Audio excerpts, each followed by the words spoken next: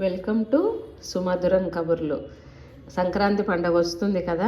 సంక్రాంతి పండగ అంటే అరిసెలు చేస్తాం కదా, అందుకోసం బియ్యం ఇవి స్టోర్ బియ్యమే తీసుకున్నానండి. అంటే మనకి షాప్లో కొంచెం ఎక్కువ ఏమంటారంటే లావుగా ఉన్న బియ్యం అన్నమాట ఇవి. అందుకు ఇవి నేను మాకు ఏం చెప్తారంటే అండి, కొలత ఒక సేరు బియ్యంకి 1 కిలో బెల్లం అంటారనమాట. నేను మీకు రైస్ కుక్కర్ కప్తో చెప్తాను చూడండి. ఒక 9 కప్పుల రైస్ కడిగేసి శుభ్రంగా నానబెట్టుకోవాలి. కిలో బెల్లం 9 ఎందుకంటే ఒరిజినల్గా అయితే 8 కప్పులు సరిపోతాయి. కొంచెం ఎక్స్ట్రా పెట్టుకోవాలి ఎప్పుడు కూడా అరిసెలకు.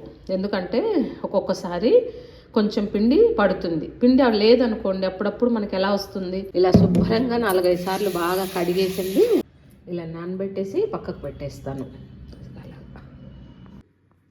ఓకే, 18 గంటలు 20 గంటలు నానబెట్టిన తర్వాత ఇలా వడమోసేసి పెట్టుకోవాలి. అలా వడమోసిన తర్వాత నీళ్ళన్నీ ఆరిపోయిన తర్వాత ఇలా పిండి మిక్సీకి ఆడించుకోవాలన్నమాట. ఇలా మెత్తటి జల్లెలో జల్లి పోసుకోవాలి, అది ఇంపార్టెంట్. ఇలా మెత్తగా జల్లించుకుంటూ ఏం చేయాలంటే ఈ పిండి ఆరిపోకూడదు అనమాట. అందుకని మనం ఏం చేయాలంటే ఒక క్లాత్ కప్పి ఉంచుకోవాలి ఎప్పుడు కూడా. జల్లించుకోవడం అయిపోతుంది, మళ్ళీ బట్ట కప్పించుకోవాలి. ఇదిగోండి, ఓన్లీ మనము ఇలా మొత్తం చేసుకొని బట్ట కప్పి ఉంచి చేస్తాం కదా. ఈ పిండి ఎప్పుడు కూడా ఆరిపోకూడదు. ఆరిపోతే మనకు అరిసెలు రావు. ఇలా గట్టిగా నొక్కి పెట్టి ఉంచి ఇలా గట్టిగా ఇలా దగ్గరికి నొక్కేసి ఇప్పుడు నేనేం చేస్తాను, ఈ బట్ట కప్పి ఉంచుకుంటాను. ఇది కిలో బెల్లం అన్నమాట, మంచి బెల్లం. ఇలాగ ముక్కలు చేసి ఒక గ్లాస్ అంత వాటర్ పోసేసి, ఎందుకు గ్లాస్ అంత పోస్తున్నాను అంటే ఇది కిలో బెల్లం వడమోసేసుకోవాలి. మళ్ళీ మనం ఇందులో చెత్త అంతా ఉంటుంది, మళ్ళీ అంత బాగా మురికి వస్తుంది కాబట్టి పొయ్యి మీద పెట్టేసి ఇంక ఇది కరిగిన తర్వాత వడగట్టేసుకోవాలి. ఇసుక చూడండి, గిన్నెలో ఉండిపోయింది కొంచెం, ఇక్కడ కూడా కొంచెం ఉండిపోయింది. ఇప్పుడు మళ్ళీ మనం ఇంకా వెలిగించి పాకం పట్టుకోవాలి. ఇది మనకు పాకానికి వేసుకున్నప్పుడే సైమల్టెన్స్గా ఇలా కొబ్బరి తురుముకోవాలి. నేను ఒక 2 గిన్నెలు తీసుకున్నా ఇంతవి. యాలక్కాయలు దంచేసి పెట్టుకోవాలి 10. ఇది నువ్వుపప్పు ఒక చిన్న కప్పు. అంటే ఇదేమి కొలతలు ఏమి అక్కర్లేదు, టేస్ట్ కోసమే, మన ఇష్టం.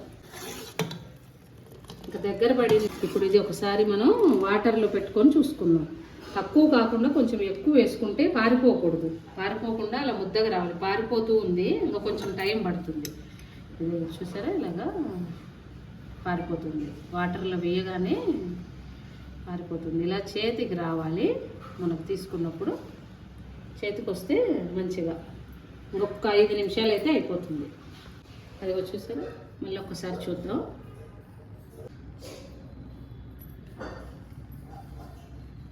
చేతిలోకి రావాలి, సరే కదా.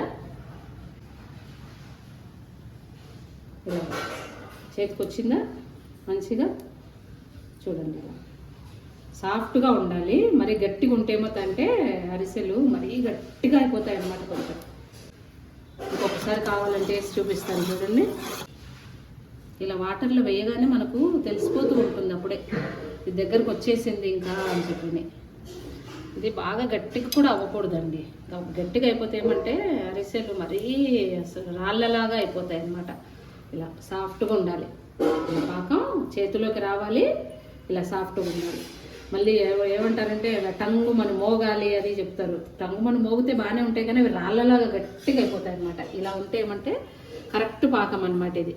అలా మరీ గట్టిగా ఉండవు, అలానే మెత్తగా కూడా రాళ్ళలాగా కూడా ఉండవు, అలానే రాకుండా కూడా ఉండవు. ఇలా ఉండాలి పాకం. ఇలా ఇక్కడ చూపించాలి, దూరంగా చూస్తారా, ఇలాగా చిక్కగా అది తీగ పాకం అంటే కరెక్ట్గా ఇది అయిపోయింది. ఇంకా పాకం మనమే స్టవ్ అప్పుడే బంద్ చేయకూడదండి, ఉంచాలి అలాగే. ఇది చూసారా, కొబ్బరి, నువ్వులు, యాలక్కాయలు వేసేస్తున్నా. ఇలా కొద్దిగా వేసుకుంటూ కలుపుకోవాలన్నమాట.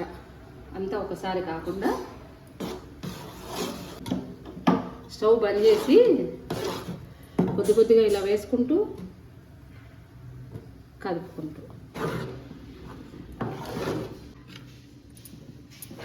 నా చిన్నప్పుడైతే మా అమ్మ తెడ్డు ఉంటుంది కదా, మనం అదే ఏమంటాం సంగటికి ఎలుక్కుంటాం కదా రాగి ముద్ద, దాంతోనే చక్కగా ఇలా కెలికేదనమాట మా అమ్మ.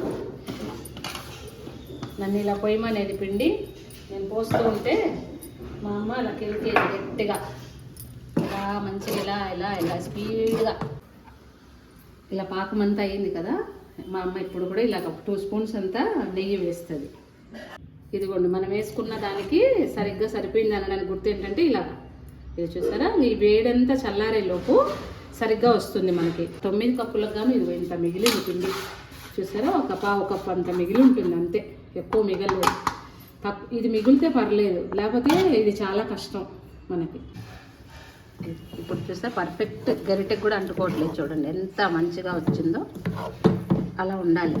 ఇంక ఇది ఫ్రిడ్జ్లో పెట్టేసుకొని మనకు కావాల్సినప్పుడు కూడా 4 అరిసెలు వేడివేడిగా వేసుకోవచ్చు అనమాట. ఈ పాకమే ఇంపార్టెంట్ అంతే. పొయ్యి వెలిగించి నెయ్యి వేసుకున్నాను, ఇలా రావాలి. చూసారా ఇలా వచ్చింది, చక్కగా ముద్దకు వచ్చింది కదా. ఇలా వస్తేనే ఈ కన్సిస్టెన్సీ ఇలా ఉండాలి. ఇలా ఉన్నప్పుడు మాత్రమే చక్కగా వస్తాయి అన్నమాట అరిసెలు. అది గుర్తుపెట్టుకోండి. ఇలాగా అరిసెలు ఒత్తేది ఉంటే పర్లేదు మన దగ్గర, లేకపోతే ఏదో ఒక గిన్నె అయినా సరే తీసుకొని ఇలా వేసిన తర్వాత ఇలా ఒత్తాలన్నమాట. అంటే నూనె అంతా ఎక్స్ట్రా నూనె ఉంటుంది కదా, అదంతా పోవటం కోసం ఇలా అనేసి ఆయిల్లో వేస్తుంది. అది పైకి వస్తే బాగా కాగినట్టు. ఇదేమో అరిసెలు ఒత్తుకోవటానికి అన్నమాట. ఇంకోటి తమలపాకు కానీ అరిటాకు కానీ, లేకపోతే మన దగ్గర ఒక కవర్ ఉన్నా పర్వాలేదు, ఇలా పెట్టుకోవాలి. కొంచెం నెయ్యి కూడా పక్క గిన్నెలో పెట్టేసుకొని ఇలా చేతికి చేసేసి, కొంతమంది ఏమో నువ్వుపప్పు బయట అద్ది ఎలా వేస్తారు, నేనేమో దాంట్లోనే వేసేస్తాను. ఎందుకంటే చక్కగా దాంతోనే వేగుతుంది అని చెప్పి. ఇది నెయ్యి లేకపోతే నూనె కూడా వేసుకోవచ్చు, ఇబ్బంది ఏం లేదు. నెయ్యి ఉంటే నెయ్యితో చేసుకుంటే టేస్టీగా ఉంటాయి, నెయ్యి లేకపోతే నూనెతో కూడా చేసుకోవచ్చు. నెయ్యి లేదు మన దగ్గర అని బెంగపెట్టుకోవసరం లేదు. నూనె కాగింది కదా,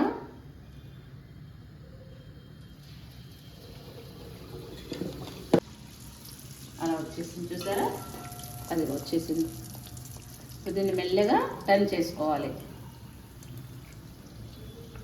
మనం ఇక మనకి గట్టిగా వద్దు, అరిసెల్లాగా వద్దు, ఇలా బూరెల్లాగానే మెత్తగా ఉండాలి అనుకుంటే దీన్ని ఒత్తక్కర్లేకుండా ఇలా పెట్టేసుకుంటే ఇలా లోపలంతా గుల్లబారినట్టుగా ఉండి అలా ఉంటాయి. మనకు అరిసెల్లాగా కొంచెం గట్టిగా ఉండాలి అనుకునే పని అయితే ఇట్లా పెట్టేసి దీని మీద ఆయిల్ ఒకసారి బాగా హైలో బాగా వేడైన తర్వాత మీడియంలో పెట్టుకోవాలి.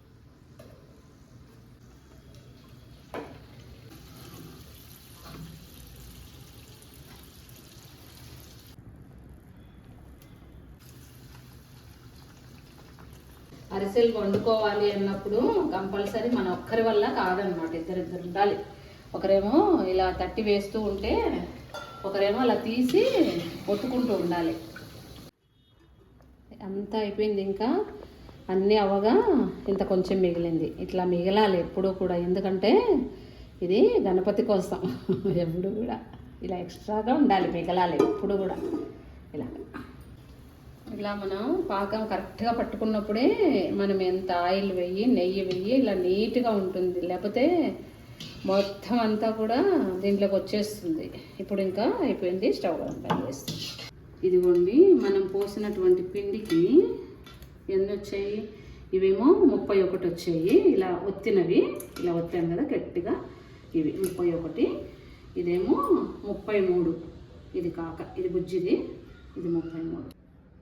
అరిసెలు రెడీ అయిపోయాయి. ఇదిగోండి 2 టైప్స్ చేశాం కదా. ఇప్పుడు దేవుడి పక్కకు పెట్టేసుకున్నాను. ఆదిత్యను టేస్ట్ చేయమంటాను. ఆదిత్య చూడు, టేస్ట్ చూసి చెప్పు. చూపు, లోపల బాగా ఉడికింది కదా. ఉడికింది. ఇది ఒత్తకుండా ఉన్నదా? ఓకే, చూపి. ఓకే, చక్కగా ఉడికింది, బాగా క్రిస్పీగా ఉంది, బాగుంది. స్వీట్ అంతా సరిపోయిందా? చక్కగా ఉందా? అంతా బాగుంది. అందరు ఒకసారి ట్రై చేయండి. Thank you for watching. ఇది మన తెలుగువారి వంటకం అరిసెలు. ఒక్కో ప్రాంతంలో నిప్పట్లు, అప్పాలు ఇలా రకరకాలు పిలుస్తూ ఉంటారు. ఏదేమైనా అరిసెలు రెడీ.